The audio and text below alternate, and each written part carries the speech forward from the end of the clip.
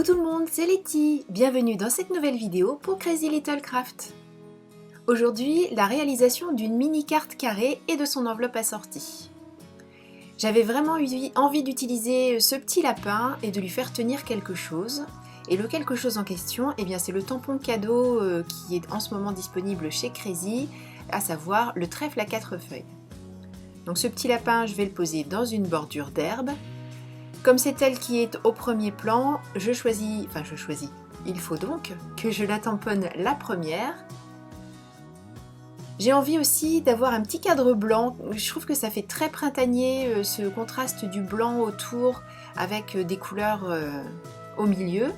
Et c'est pour ça que je réalise un petit cadre, un cache en fait, avec des chutes de papier de masquage que j'ai découpées en petites bandes. Alors elles ne sont pas toutes de la même hauteur, donc je fais attention par contre de les mettre à la même, pour avoir un cadre qui fasse la bonne taille tout autour.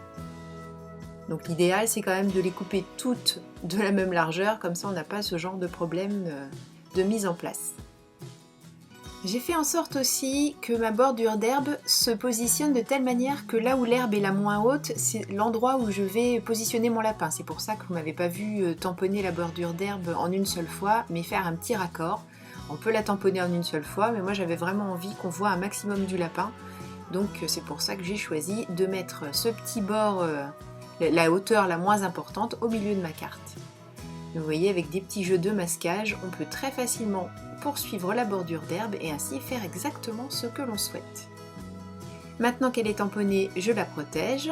Bien sûr, comme j'ai fait un raccord, il faut que je découpe le reste du masque pour pouvoir tout protéger et continuer la mise en place de ma carte. Le deuxième élément que je vais tamponner, bien sûr, c'est mon lapin. Enfin, plus ou moins, parce que comme je veux qu'il tienne quelque chose sous ses pattes, la petite tige du trèfle, il va falloir qu'elle passe sous les pattes, mais par-dessus le ventre. Donc avec toujours du papier de masquage, je vais créer un masque pour ne tamponner que les pattes en fait. Donc je tamponne d'abord le bas du corps, parce que là ce que je veux récupérer c'est uniquement ces petites pattes, ou ces petits bras comme vous voulez.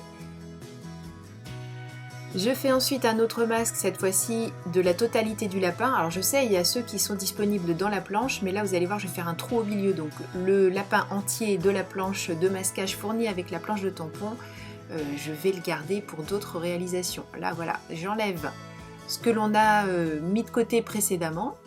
J'aurais pu ne tamponner qu'un masque en fait et le découper là, mais j'avais peur que ce masque enlevé en fait ne soit pas d'assez bonne qualité. C'est pour ça que j'ai préféré faire en deux fois. Après, peut-être qu'en utilisant mon cutter de précision, j'aurais pu faire un seul masque pour avoir les deux morceaux dont j'avais besoin. Ce masque, il va falloir que je le mette à la bonne place. Donc pour savoir où est mon image de lapin, je mets un petit post-it. De cette manière, je n'ai qu'une partie collante. Je tamponne une partie du motif, peu importe, j'ai pas besoin de l'avoir entier. L'essentiel, c'est que je puisse positionner le masque en étant sûr qu'il est exactement à l'endroit où j'en aurais besoin. Donc voilà, je colle la partie du haut pour être sûr que ça corresponde bien au dessin, puis la partie du bas, et enfin j'enlève le post-it, et là je suis sûre que mon masque est au bon endroit. Alors c'est le masque avec le petit trou sur le ventre, puisque là ce qu'on veut c'est tamponner ces deux petites mains. Voilà, là, si j'enlève le masque, vous voyez que je n'ai bien que les bras qui sont en place. Ça va me permettre maintenant de positionner le masque que l'on a mis de côté tout à l'heure et le tampon trèfle. Alors comme je ne veux surtout pas enlever mon lapin puisque je veux le positionner, je veux le tamponner tout à l'heure exactement à l'endroit prévu, je déplace la carte dans la presse de précision, je mets mon tampon trèfle. Je me suis posé la question de tamponner plutôt à droite, plutôt à gauche. Bon, j'ai opté pour la position plutôt à droite. Je réalise mon impression. J'ai choisi une encre Memento parce qu'au départ l'idée c'était de faire une mise en couleur au feutre à alcool et puis en fait finalement pas du tout. Je mets là aussi bien sûr le masque puisque la dernière étape c'est tamponner le lapin dans son intégralité.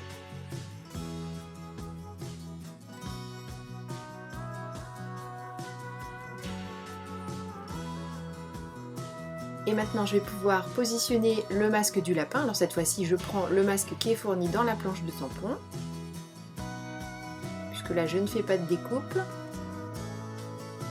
je le mets bien à sa place et avec une Distress Oxide, à savoir le coloris Tumble Glass, je réalise le fond. Donc je continue à utiliser les petits dômes pour faire les passages d'encre Distress. Alors j'aime beaucoup ces petits dômes, ils sont assez faciles, en fait c'est plus facile d'être précis, d'où leur utilité notamment pour faire des choses avec les pochoirs, mais ça se passe très bien aussi pour faire des fonds. J'avoue que c'est peut-être plus pratique si on veut faire tout un fond d'utiliser les dômes classiques, et puis là plutôt pour des surfaces plus petites et des choses plus précises, comme je vais le faire maintenant avec une Distress Oxide, cette fois le coloris Faded Jeans, pour faire juste le tour du lapin. Et là c'est vrai que c'est plus facile qu'avec les petites mousses habituelles. L'un et l'autre c'est possible, hein, mais je trouve qu'on a plus de facilité ici. Et moi les dômes, comme je n'en ai bien sûr pas autant que les petits disques habituels, je les utilise là par exemple, je ne fais que les bleus avec celui-là.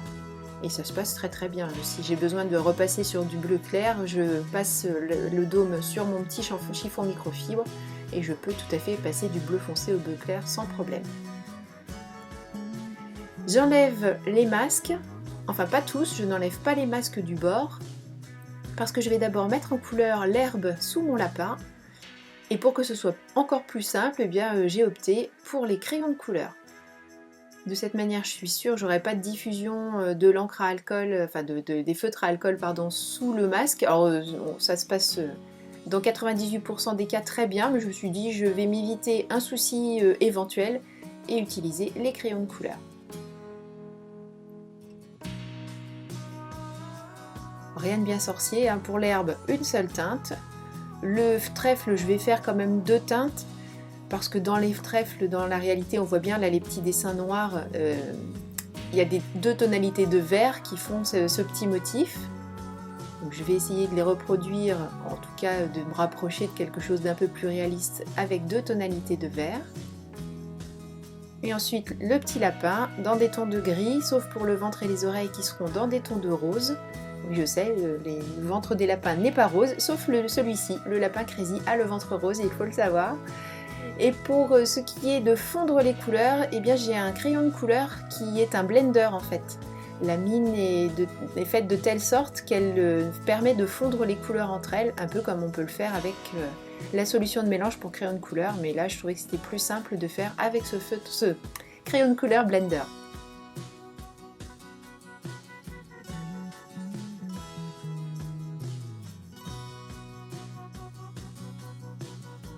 Maintenant que tout est mis en couleur, je peux enfin enlever le cadre. Je dis enfin parce que c'est là que toute la carte se révèle et je trouve que c'est vraiment très joli, ce contraste de cadre blanc, j'adore ça. J'ajoute des éléments avec la Distress Oxide Faded Jeans, les petits cœurs de la planche Lapin Crazy, et je vais ajouter un sentiment, toujours de la planche, que je vais embosser en blanc. Ah oui, non, avant je crée la petite base de carte. J'ai choisi un papier assez fort, c'est un papier 300 grammes que j'ai découpé au format nécessaire pour ma carte. Et comme je n'avais pas de papier bleu qui se mariait bien avec ma carte, eh bien j'ai repris le peu d'encre qui restait sur ma mousse. J'ai fait tout le tour de cette base de carte. Et quand je colle le devant que l'on a réalisé, voilà, tout se marie parfaitement puisque l'on a créé des choses toujours avec les mêmes couleurs. Donc c'est bien pratique quand on n'a pas les éléments dont on a besoin, eh bien de les créer avec ce que l'on a déjà utilisé. Et donc comme je le disais précédemment, mon encre Distress en dessous est bien sèche, donc je peux tamponner à la Versamark mon sentiment et l'embosser avec de la poudre blanche. Ensuite, je mets un hashtag bonheur de la planche hashtag à l'intérieur de la carte et de la planche signature, je tamponne l'expression 100% juste pour toi. Toujours avec mon encre Distress Faded Jeans. Je réalise une enveloppe assortie. Dans une chute de papier, je découpe le carré dont j'ai besoin. J'ai regardé les dimensions dont j'avais besoin sur la notice de l'enveloppe punchboard. Ma carte, juste pour information, fait 9,2 par 9,2. En fait, je suis partie d'une chute pour faire la base de carte et ensuite j'ai tout brodé autour de ça. J'avais envie d'un petit format carré. Je réalise l'enveloppe et elle aussi, je vais lui créer des petites décos. Je vais mettre un lapin sur le devant que je vais tamponner toujours avec l'encre Faded Jeans, le protéger par un masque et passer tout autour avec de l'encre Distress. Et puis sur l'arrière, sur le rabat de l'enveloppe, je vais tamponner Envoi Express de douceur qui est aussi sur votre planche Lapin Crazy. Merci beaucoup d'avoir suivi cette vidéo, je vous donne rendez-vous très bientôt pour une nouvelle réalisation pour Crazy Little Craft. D'ici là, à vous de jouer, sortez vos planches de tampons, les anciennes, les nouvelles, faites-vous plaisir et faites-nous plaisir en partageant avec nous. Plein de gros bisous, je vous dis à très bientôt, bye bye.